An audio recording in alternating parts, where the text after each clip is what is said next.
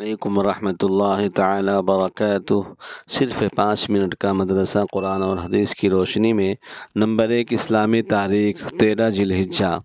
امام ابو الحسن اشعری رحمۃ اللہ علیہ امام ابو الحسن علی اشعری رحمۃ اللہ علیہ مشہور صحابی حضرت ابو موسیٰ اشعری رحمۃ اللہ علیہ رضی اللہ تعالیٰ عنہ کی اولاد میں تھے۔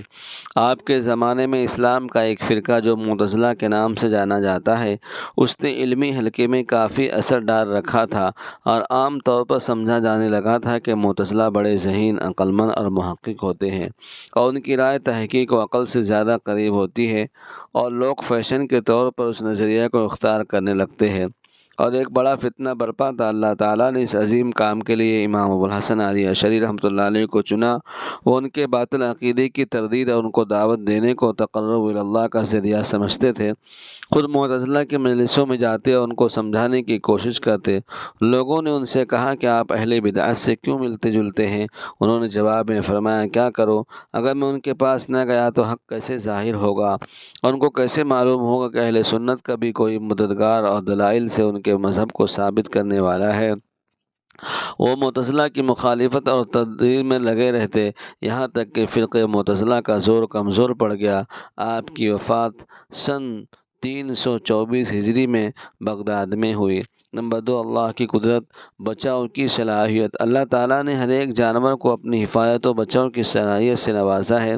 چنانچہ بیل، بھینس، بکریوں کو سینگ عطا کر دیے، اور جنگلی جانوروں میں سے ہرن، بارہ سنگا اور گینڈے کو ایسے سینگ لگائے کہ اگر کوئی خون دار درندہ ان پر حملہ کرے تو آسانی سے یہ اپنی حفاظت کر لیتے۔ اسی طرح تمام جانوروں کو بچانے کا سامان اور حفاظت کا طریقہ سکھا دینا، یہ اللہ کی قدرت کی بڑی نشانی ہے۔ نمبر 3، ایک فرض کے بارے میں، حضرت محمد صلی اللہ علیہ وسلم کو آخری نبی ماننا۔ قرآن میں اللہ تعالیٰ فرماتا ہے، حضرت محمد صلی اللہ علیہ وسلم اللہ کے رسول اور خاتم النبیین ہیں۔ فائدہ: رسول اللہ صلی اللہ علیہ وسلم اللہ کے آخری نبی اور رسول ہے، لہٰذا آپ کو آخری نبی اور رسول ماننا اور قیامت تک کسی دوسرے نبی کے نہ آنے کی یقین رکھنا فرض ہے۔ نمبر 4، ایک سنت کے بارے میں، کھانا کھاتے وقت ٹیک نہ لگانا۔ رسول اللہ صلی اللہ علیہ وسلم نے فرمایا، میں ٹیک لگا کر نہیں کھاتا ہوں۔ فائدہ: بلا عذر ٹیک لگا کر کھانا سنت کے خلاف ہے۔ نمبر 5، ایک عمل کی فضیلت، استغفار کے بے شمار فائدے۔ رسول اللہ صلی اللہ علیہ وسلم نے فرمایا، جو شخص پابندی کے ساتھ استغفار کرے گا، اللہ تعالیٰ ہر تنگی میں سے اس کے لیے آسانی کریں گے، اسے ہر غم سے نجات دلائیں گے اور اسے ایسی جگہ سے روزی پہنچائیں گے جہاں سے اس کو وہم و گمان بھی نہیں ہوگا۔ نمبر 6، گناہ کے بارے میں، میاں بیوی اپنا راز بیان نہ کرے۔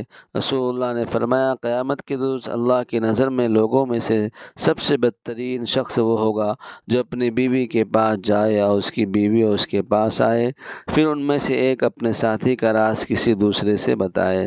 نمبر 7، دنیا کے بارے میں، رسول اللہ نے فرمایا، تم مال و دولت جمع نہ کرو کیونکہ اس کی وجہ سے تم دنیا کی طرف مائل ہو جاؤ گے۔ نمبر 8، آخرت کے بارے میں، قرآن میں اللہ فرماتا ہے، قیامت کے دن پرہیزگار لوگ جنت کے سایوں میں، چشموں میں اور پسندیدہ میووں میں ہوں گے۔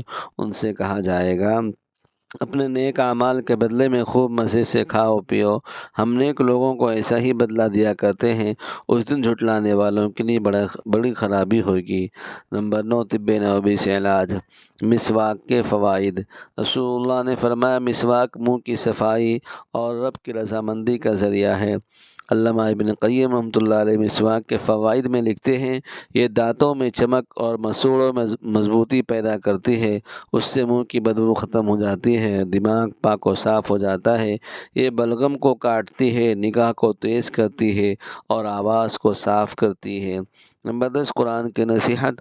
قرآن میں اللہ تعالیٰ فرماتا ہے، ایمان والو، اللہ تعالیٰ کا خوب ذکر کیا کرو اور صبح شام اس کی پاکی بیان کیا کرو۔ اللہ تعالیٰ ہم سب کو ان باتوں پر عمل کرتے ہوئے آگے پھیلانے کی اور روزانہ پابندی سے سننے کی توفیق عطا فرمائے اور اپنی دعاؤں سے ہمیں ضرور نوازے۔ وما علینا الا البلاغ المبین۔ والسلام علیکم۔